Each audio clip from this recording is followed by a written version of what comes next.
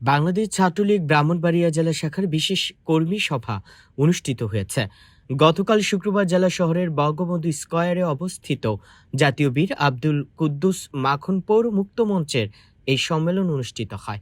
এতে প্রধান অতিথি হিসেবে উপস্থিত ছিলেন ব্রাহ্মণবাড়িয়া জেলা আওয়ামী লীগের সভাপতি ও বাংলাদেশ সরকারের গৃহায়ন ও গণপূর্ত মন্ত্রণালয়ের মাননীয় মন্ত্রী বীর মুক্তিযোদ্ধা আ.ম ওবায়দুল মুক্তাদির চৌধুরী এমপি, ব্রাহ্মণবাড়িয়া জেলা ছাত্রলীগের সভাপতি মোহাম্মদ রবিউল ইসলাম রুবেলের সভাপতিত্বে ও সাধারণ সম্পাদক এবং সদর উপজেলা পরিষদের নির্বাচনে চেয়ারম্যান পদপ্রার্থী শাহাদাত হোসেন শোভনের সঞ্চালনায় অনুষ্ঠানে বিশেষ অতিথি হিসেবে উপস্থিত ছিলেন ব্রাহ্মণবাড়িয়া জেলা আওয়ামী লীগের সিনিয়র সহসভাপতি মোহাম্মদ হেলাল উদ্দিন, সহসভাপতি ও সদর উপজেলা পরিষদের চেয়ারম্যান পদপ্রার্থী হাজী মোহাম্মদ হেলাল উদ্দিন, ভারপ্রাপ্ত সাধারণ সম্পাদক মাহবুবুল বারী চৌধুরী মন্টু, ছাত্রলীগের কেন্দ্রীয় কার্যনির্বাহী কমিটির সহসভাপতি সুরাব মিয়া সোহাগ, সহসভাপতি তামান্না জেসমিন রিভা, উপকর্মসংস্থান বিষয়ক সম্পাদক আহসান হাবিব বাঁধন সহ কেন্দ্রীয় ও জেলা পর্যায়ের নেতৃবৃন্দ। এ সময় জেলা ছাত্রলীগের নেতাকর্মীরা প্লাকার্ড নাড়িয়ে অতিথিদের স্বাগত জানায়।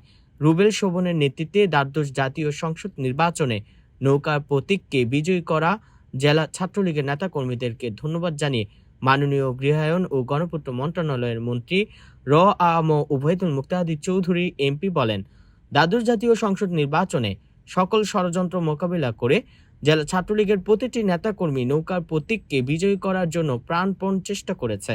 এই বিজয় ব্যক্তি বিশেষ, এই বিজয় নৌকা তথা জননেত্রী শেখ হাসিনার বিজয়। বাংলাদেশ ছাত্রলীগের প্রতিটি নেতাকর্মী বঙ্গবন্ধু কন্যার ঘোষিত স্মার্ট বাংলাদেশ বিনির্মাণে কাজ করে যাবে বলে আশা ব্যক্ত করেন তিনি। আরও বলেন, ব্রাহ্মণবাড়িয়া জেলা ছাত্রলীগের নেতাকর্মীরা চাঁদাবাজি, টেন্ডারবাজি সহ সকল অপকর্ম মুক্ত আগামী নতুন নেতৃত্ব সম্মেলনের মধ্যে গড়ে তোলা হবে। প্রতিহিংসা যেন ছাত্রলীগকে পেছনে ফেলতে না পারে সেদিকে লক্ষ্য রাখতে হবে। জেলা ছাত্রলীগের বিশেষ কর্মী সভায় আগামী সেপ্টেম্বর মাসে 27 ও 28 তারিখে 2 দিন ব্যাপী সম্মেলন অনুষ্ঠানে ঘোষণা করেন। একই সাথে নতুন জেলা ছাত্রলীগের কমিটি গঠন ঘোষণা করা হবে। ডেমোক্রেটিক বাংলাদেশের পথে আমরা এগিয়ে যাব, এই প্রত্যাশা আমরা রাখি। প্রিয় বন্ধুগণ, শিক্ষা, শান্তি, প্রগতি এই স্লোগান তিনটি যারা নির্ধারণ করে ছাত্রলীগের পথ দেখিয়েছিলেন তারা দূরদর্শী ছিলেন।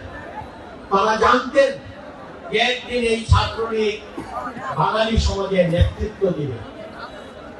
সেই কারণেই তারা এই তিনটি পথকে শিক্ষার পথে, শান্তির পথে, প্রগতির পথে, এই একটি শব্দ প্রগতি, এইটার দ্বারা পৃথিবীর সকল অগ্রগতিকে বোঝায়। সেই পথে